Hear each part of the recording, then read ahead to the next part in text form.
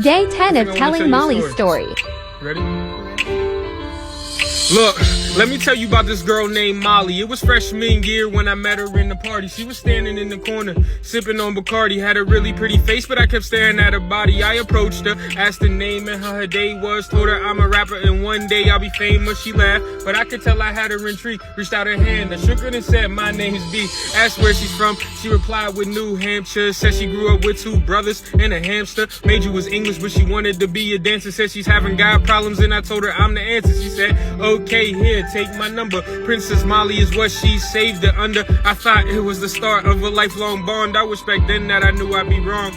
Cause see, over the months, me and Molly got close. I even learned her favorite breakfast was juice with French toast. Her favorite movie was It, but she was terrified of ghosts. And her deep convos is what she liked the most. Wanted to talk about politics and religion. Wanted to know the difference between Catholics and Christians. Wanted to know if I thought Trump was really bugging. Wanted to know if I thought rappers were really thugging. Also wanted to talk about all of her dreams and how all she ever wanted was to be treated like a queen. Maybe travel the world, have a couple of kids, and how one day she was gonna marry Wiz. I told her, chase her dreams, don't let anybody stop her. They'll always take shots and don't let the haters block. I told her if any dude hurt her, I swear to God I'ma pop him. I'm not Chance the Rapper. They don't want these problems, but this is where the story gets deep.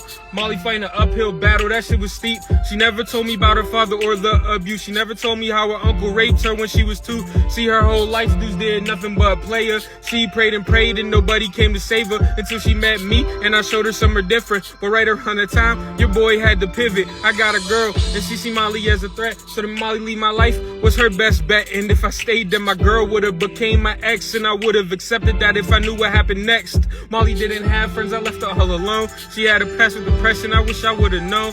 One day Molly decided she had enough. The Reaper standing at her door and she couldn't call his bluff. Before she went, she did one last thing, and that was write a letter to me.